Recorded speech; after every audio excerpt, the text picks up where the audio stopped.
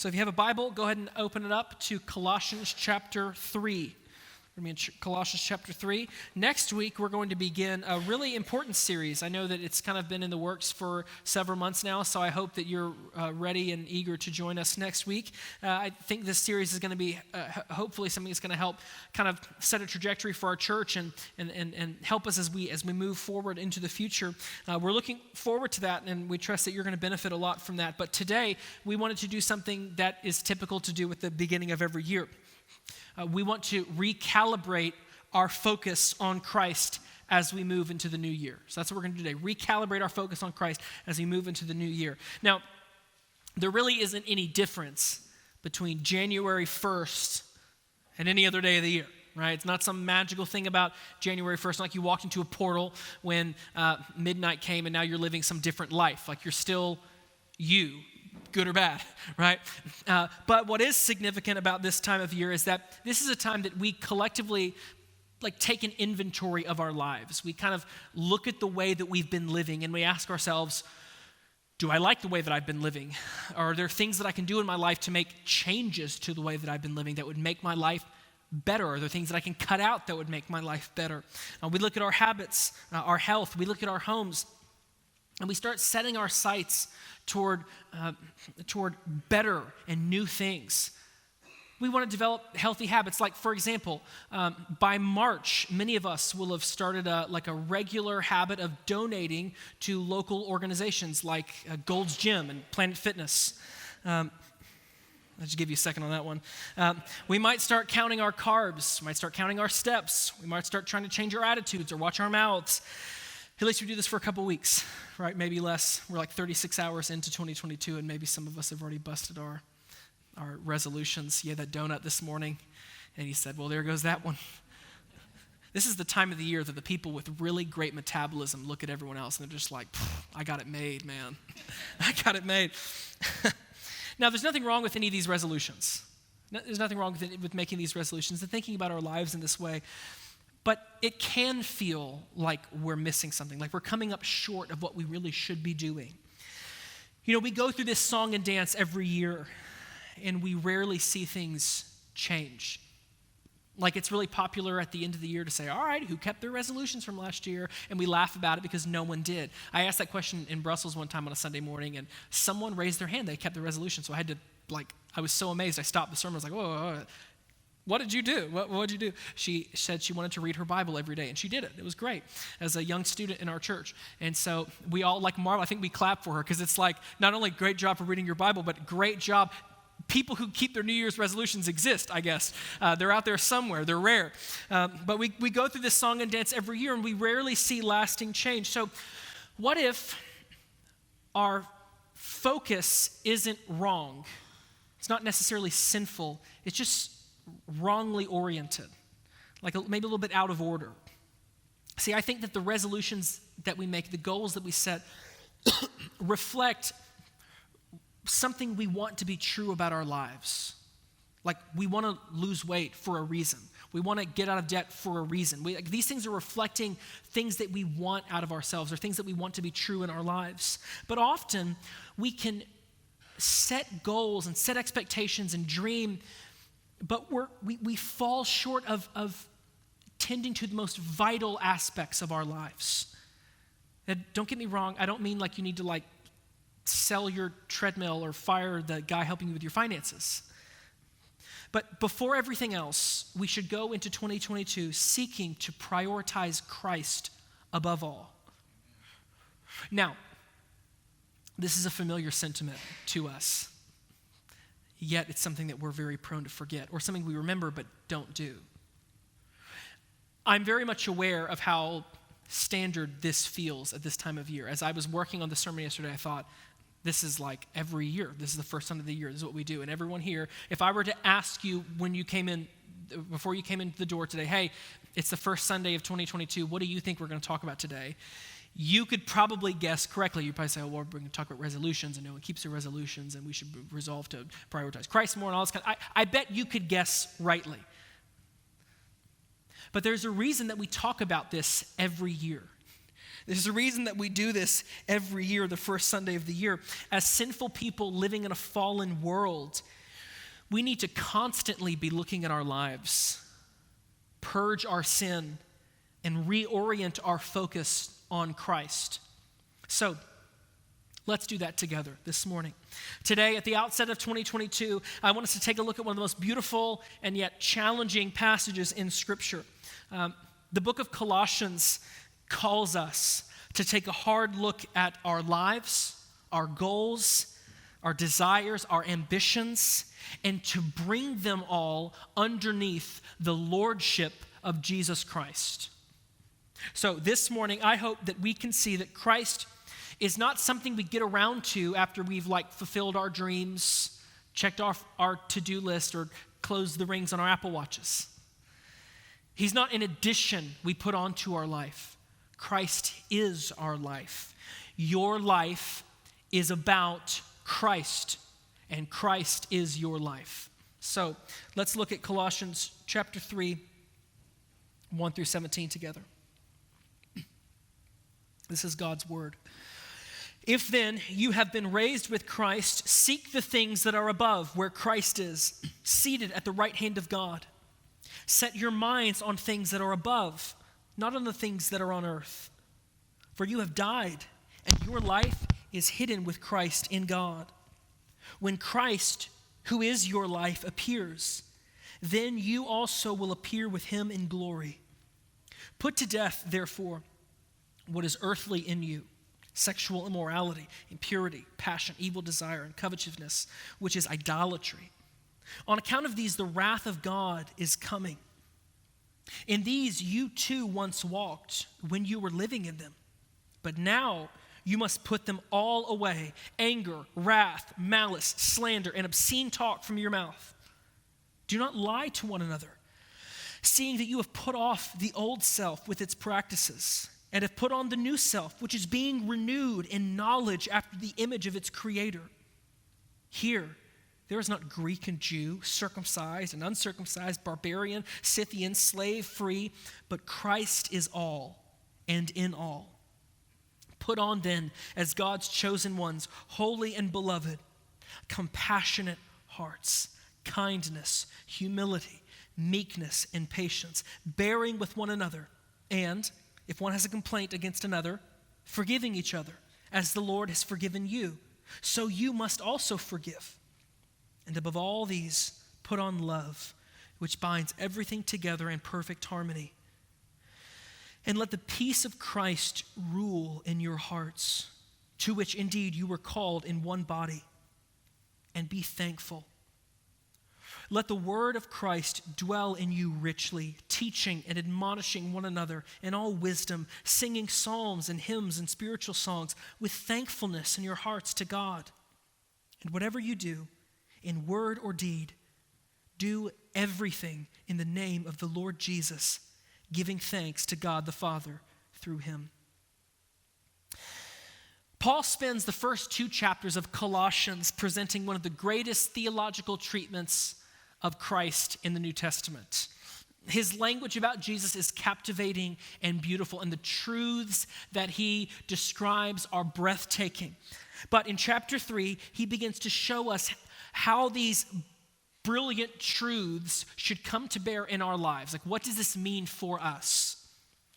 Paul has been showing us in the first 2 chapters the person of Christ and defining for us the work of Christ. Now he's moving on to our life in Christ. After showing us who Christ is and what Christ has done, he now shows us how this should change our lives. Notice what he says in verse 4. He says, when Christ, who is your life, appears, then you also will appear with him in glory. A few verses later in verse 11, he says something similar. He says, Christ is all and in all. Now, although these phrases are short and probably familiar to people who've been around church for a long time, they are infinitely significant. See, Paul did not see Christ as an afterthought. He saw Christ as the captivating thought of his life. Christ wasn't a chapter in Paul's story. Christ was the whole book. Christ is the blazing sun at the center of the solar system of our lives. Everything revolves around him, and it is he who holds all things together. Paul knew, and he describes earlier in Colossians, that Christ is preeminent. It's not a word we use a lot. Christ is preeminent, meaning he is supremely first. He is above all things. He is of first importance, more than first importance. He is of supreme importance. Christ isn't just at the top of the list. Christ isn't just at the top of the list. He is the list. And every other part of our life flows out of our prizing, honoring, cherishing, loving, and obeying Jesus. Christ is Lord of all. He is Lord of everything. This is very important. Jesus is not just the Lord of your spiritual life. He's not just Lord of the Christians. He's not just Lord of the churches. He's not just Lord of your Bible. He's not just Lord of your small group. Jesus Christ is the Lord of everything and everyone. There is not 1 millimeter of this universe that is not touched and transformed by the absolute lordship of Jesus Christ. The preeminence of Christ and his lordship over all things demands from us more than merely just a couple of hours every week up at the church. It demands every single part of who we are, what we think, what we desire, how we feel, and how we live. This is why Paul could write in Philippians, "For me to live is Christ. There is no segmenting any part of my life from Christ. Jesus Christ is all in all." Now, what a challenge this is for us to begin the year saying, "Christ, I want you to be first. I want you to be more than an addendum to my life. My whole life is yours." When we make Christ our life, this not only changes the goals and resolutions that we make, but it reframes everything about how we live. See, I want to manage my money because Christ is the Lord of my finances. And I want to honor his lordship by stewarding well what he has given me. You might say, I want to get in better shape because Jesus Christ is Lord of my body. And I want to bring him glory in how I use the body that he gave me, how I take care of it.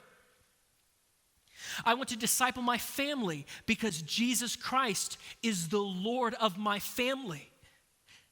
He's the Lord of my marriage, and therefore I want to do what he has said he wants me to do when it comes to how I parent my kids or relate to my spouse.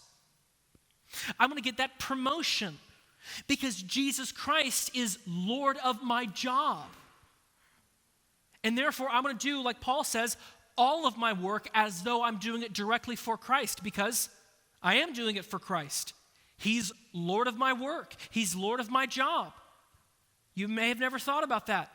Jesus Christ is the Lord of your business. He's the Lord of your corporation. He's your boss's boss.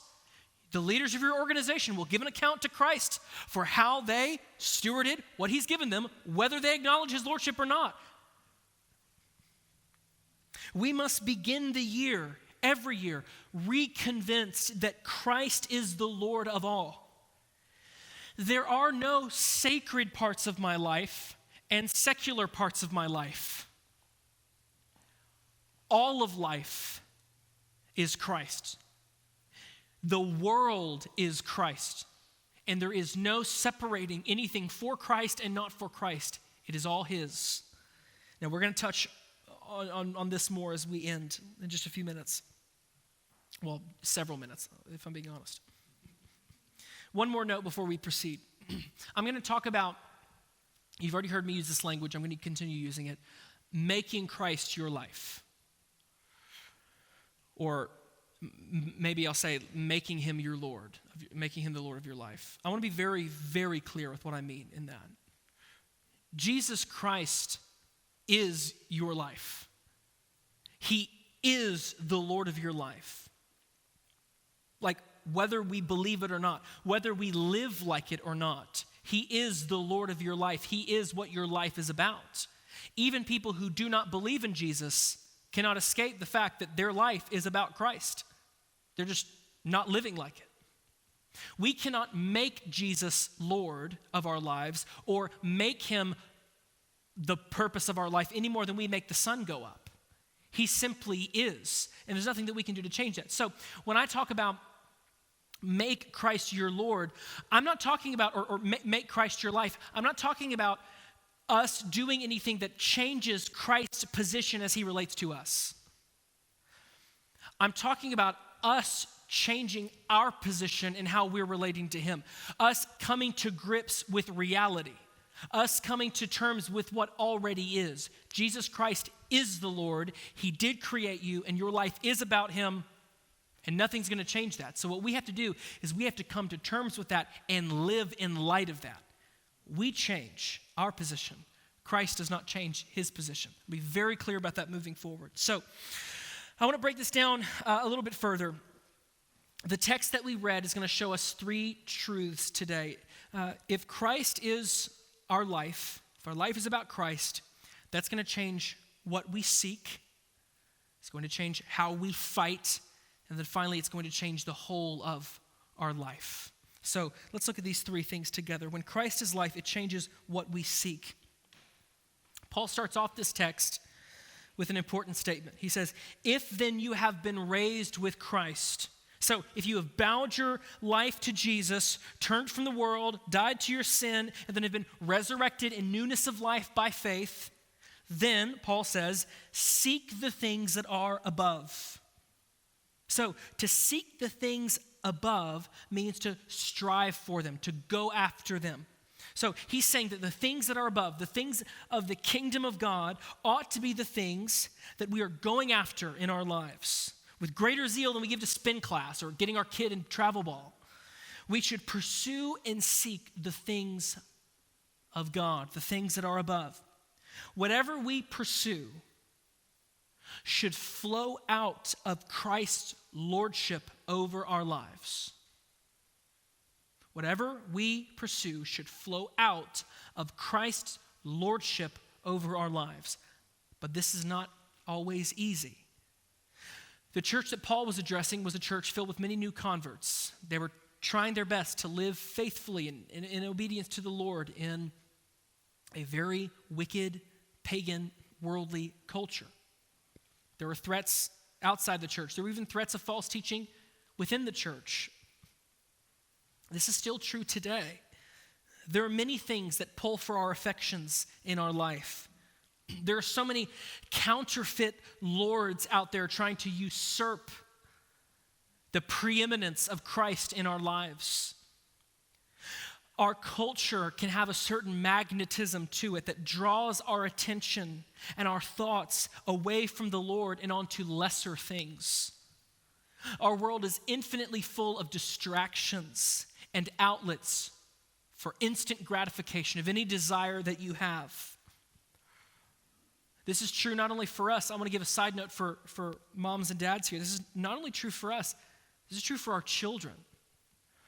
As moms and dads, and particularly you, fathers, we have a duty to shepherd our children, which means that we must not only be aware of how the enemy seeks to draw us away and pull us away from Christ, but how he seeks to do it to our children as well.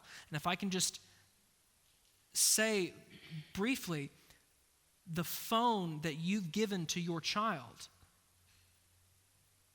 has opened the world to that child if you're not diligent about how you manage their use of it.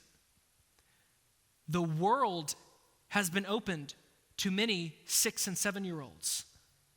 Mom and dad, I don't even know if you should give yourself unrestricted access to the world like that, let alone your teenager. We have to be aware and diligent, not only in how the enemy seeks to pull us away, but how he seeks to pull our children away. And too often, too many Christian parents are,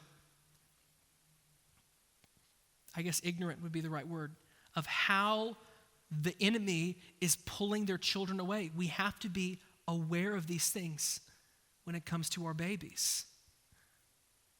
The world is infinitely full of distractions. And right now we live in a world where any desire you have can be gratified like that. But Paul says here, reject this and seek instead the higher things. Seek the things of the Lord. Now, this is not to say that everything in life is bad. It isn't to say that you can't enjoy anything that isn't like directly connected to church. But it is to say that nothing in our lives should occupy the preeminence, the importance of Christ in our lives. Christ is the hermeneutic for our lives. He is the interpretive tool that we use to understand who we are, how we relate to each other, and how we relate to this world. Christ is the lens that we should look through to see everything else. Christ isn't a category. Christ is the totality. It's not that we do this for Christ, we do this for work, we do this for our spouse, and we do this for ourselves. Christ gets it all. Christ gets everything. All things are done better when they are done out of allegiance and faithfulness to Christ the Lord. So it isn't to say you got to do it for Christ, so it's not going to be as meaningful. No, things find their truest meaning, things find their truest fulfillment when they are done out of an acknowledgement of the lordship of Jesus Christ over it. Now, this is important. Seeking the things that are above does not necessarily mean that you have to give up everything that you like, because it isn't reading your Bible, praying, or like going on a mission trip. It doesn't mean that every conversation you have with every single person has to be in like evangelistic conversation. No one in your office would like you if that's how you were. That doesn't mean that you have to be like, okay, well, if it's not like directly in this, you can still do things you're like. Listen, let the person who likes to fish continue fishing. Let the one who likes to cook continue to cook. Let the person who likes movies continue watching movies. And the person who likes football, continue watching football. Talk to your coworkers and your friends and your families about your life, about things that you enjoy. But whatever you do, do it for Christ. Do it under an acknowledgement of his lordship over what you're doing. And if you can't do something for Christ, or if you find that something you like has become an idol or is sinful, then cut it out of your life. Seek to see and savor Christ in all that you do, and let his lordship inform every choice that you make. That will lead to some natural conversations about Christ with your lost coworkers, your lost family, your lost friends. You don't have to shoehorn Jesus into everything that you do. Let everything you do flow out of an acknowledgement of who he is and what his position in this world is. So, when Christ is your life, it changes what you seek. Let's move on and see, when Christ is your life, it changes how we fight. It changes how we fight. The lordship of Jesus doesn't just touch the things that we are seeking, it motivates us in the things that we're fighting. So look again at verse 5. This is just the beginning. He says, put to death, therefore, what is earthly in you. When Christ is your life, when he is your all in all, the things in which you once walked, you now fight, or you are now fighting. When we surrender to Christ, our desires change and our eyes open up to see sin for what it really is. Sin is an empty well. It is a broken cistern. It is a dry desert. When an endless ocean of beauty, purpose, and life can be found in Christ. I love this quote from the author Tony Reinke. He says, every sight of Christ we take is an attack on every delight of sin left in our hearts. When Christ is life, our appetite changes for lifeless things. And every time we think on Christ in worship, look on Christ in our devotions, and speak to him in prayer, it launches an assault on the parts of our lives which are still distracted. Now, this is easier said than done. Much easier said than done. We are still sinful people. We are new creations in Christ, still battling our sinful flesh, our sinful natures. We fail often. Our devotion to Christ can often feel weak and fragile. We can often join Paul in saying, I don't do the things that I want to do, and I keep doing the things that I wish I wouldn't do. We daily fall short of giving Christ the allegiance that his lordship deserves and requires. Thankfully, though, we serve a Lord, someone who is Lord of all, who is not evil or malicious, but who is tender and loving. Jesus Christ, the Lord of Lords, is infinitely full of mercy and compassion toward all people. He is the Lord of all who proudly wears the name friend of sinners, ally of the weak. But he doesn't want to leave us this way. His affections toward us don't change because we're sinners. Christ's affections toward you don't change because you sin. But he doesn't want you to stay in your sin. So instead of punishing you as someone who has faith in him, he wants to help you and redeem you and lift you up. Christ, the merciful Lord of all, wants to help his faithful people be free of the sin that plagues us. So I hope that we can enter into the new year serious about sin, about mortifying the flesh, and going to great lengths to be found faithful. Not for the sake of some performance-based piety, but out of a heart of praise for Christ, our life.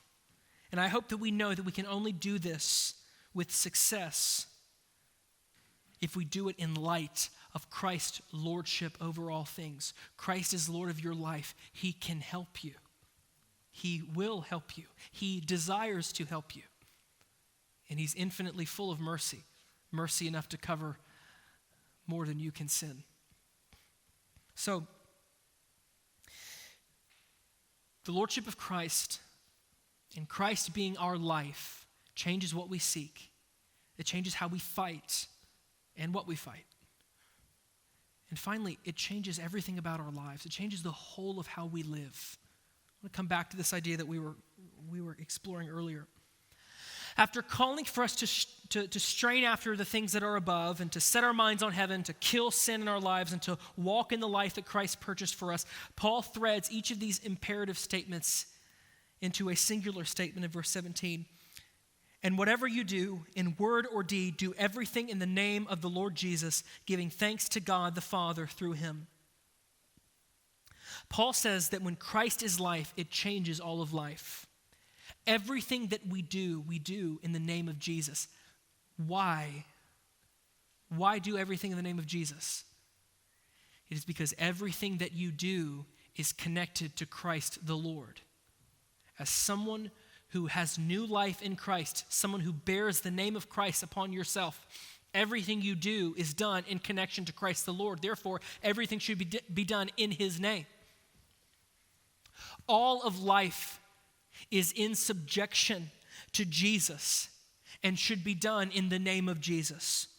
Christ told us at the end of Matthew, all authority in heaven and on earth has been given to me. Jesus Christ is supreme over all things. I hope that in the coming year, the banner that waves over all of our lives reads, all of Christ for all of life. All of Christ for all of life. Every part of who Christ is for every part of who I am. Every part of who Christ is for every part of my life, my desires, my work, my parenting. I want every bit of who Christ is to transform every bit of who I am and how I live. My job, my marriage, my parenting, my hobbies, my leisure, my struggles, my money, my time, my energy, my politics. Everything in subjection to Jesus Christ. Everything about who I am is inseparably linked to Christ, my Lord and my life. What a way to start the year. To reset our resolutions to reflect the supremacy of Jesus and make him first in our lives. To see Jesus as more than just something in our lives, but all of our life. Every day, wake up and ask yourself, if Jesus Christ is Lord, how should I then live? If Jesus Christ is Lord of my job, how should I then work? If he is Lord of my marriage, how then should I relate to my spouse, to my children? If Jesus Christ is Lord of everything, what does that mean for how I should live today? This is the key, not only to honoring Christ in all things, but to enjoying life the way that he made you to enjoy it. Understand something. The life I'm describing here was supposed to be the default for humans. Now, sin has corrupted us and it's made rebellion our default. But just because rebellion is our default doesn't mean that this is the best way for us to live. Like, oh, well, this is natural for me, so this is how I'm going to find fulfillment in my life. No, fulfillment in life comes by getting back to how God created you to live. God created you to find yourself in him, to understand who you are and how you relate to him, to understand this world and how it relates to him. The life I'm describing is the life of flourishing, of joy, of fulfillment.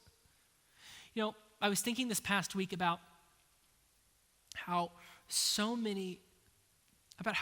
we've become so arrogant in the Western world. The people who've benefited from so much Christian culture now ripping our foundation out from underneath us and acting like we don't need it. People who think we can get the kingdom without the king. And how people love to say things like, I am master of my soul, captain of my fate. And then wonder why they've made shipwreck of their lives. You aren't supposed to be at the helm of this thing. You aren't supposed to be the one at the steering wheel. We look at this, we pride ourselves on being a liberated, autonomous people, free to do whatever pleases us, free to do whatever is right in our own eyes. Read Judges and see what the Bible has to say about that.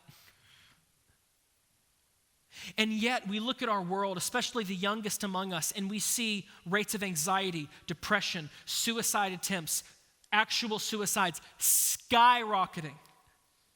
Misery skyrocketing. Why? And in our arrogance, we continue to say, well, it just shows how much farther we still have to go, how much more liberating we still need. We're fools. We're fools to say that. We're drinking poison thinking that the cure is more of the poison. We were made to understand who we are by looking at Christ. You were not created to define yourself. You don't define who you are. We don't get to be whoever we want to be. That leads to misery. We can't do that. We were made, we were created by God to find who we are in him. St. Augustine once said it, every soul is restless until it finds its rest in Christ. Do we not live in a restless age? And we will be restless until we find our rest in Christ. The life that I'm describing is the life God made you to live, a life that acknowledges his lordship and supremacy over all things. So make your resolutions this year. Keep them. But make them out of the overflow of Christ being Lord of your life. And maybe that will help you. As we close today, I want to read a quote from one of the most famous Christian missionaries, St. Patrick. Now, you might know St. Patrick from the day. Okay. Before he was St. Patrick, though, he wasn't Irish, by the way. St. Patrick was not Irish. He's a patron saint of Ireland, but he himself was not Irish. He was captured by Irish pirates, and he was enslaved by them. It wasn't fun being imprisoned by the Irish pirates, but he escaped. And after he escaped, he eventually surrendered his life to Christ. And so after he surrendered his life to Christ, he felt compelled to go back and convert his captors, convert the nation of Ireland. And he did. He through his efforts, he won Ireland, I think even converting the king and baptizing him. So I think St. Patrick was able to do this because he knew Christ was Lord over his life, Lord over Ireland. He was going to win something Christ had already won. The world is already Christ. I don't know how anyone does missionary work if they don't believe that Jesus Christ is Lord over everything. Well, he prayed this prayer. There's a prayer that was just a banner in his life, and it was something that has ministered to me for several years. Maybe you know it, maybe you don't. I'd be delighted to introduce it to you today. So this prayer is called St. Patrick's Breastplate, and it sort of defined what he wanted for his life, and I hope it can define what we want for ours as we go into the future. So this is a prayer, so we're going to pray it. So I'm going to pray the prayer of St. Patrick, and then I'm going to close with the prayer of St. Jordan, and then we're going to go.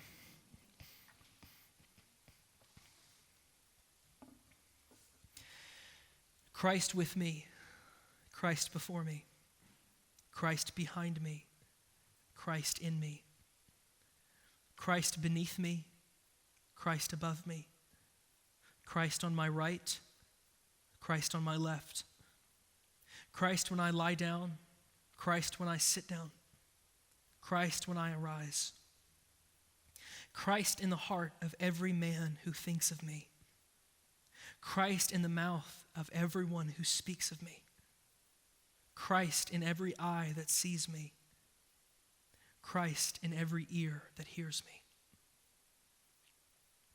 Let this be true for us, Lord God. Let this be true for us, that we would be a people that other people can't talk about without talking about Christ. Would the people of LifePoint be a people that cause everyone who thinks of us to have to think about Christ? Would Christ be in the ear of everyone who hears us, in the eyes of everyone who sees us? Not because we're trying to shove him into our lives, but because our entire lives come out of an overflow of fealty, allegiance to, faithfulness to Christ. Christ, you are the King of glory, the firstborn of all creation.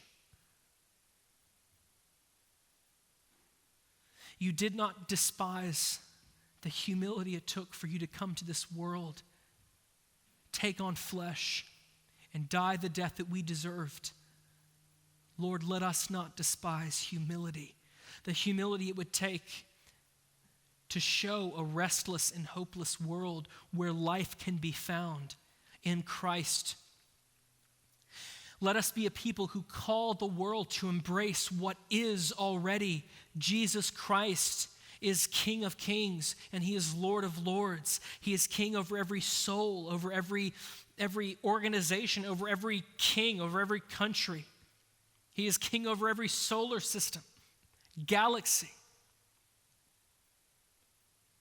Let us be breathtaken by the magnitude of Christ's supremacy over everything.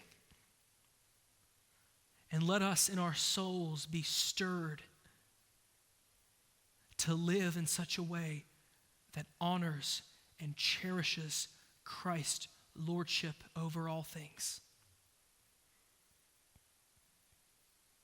Glory be to Christ, the King of kings and Lord of lords. We say all this in his name. Amen.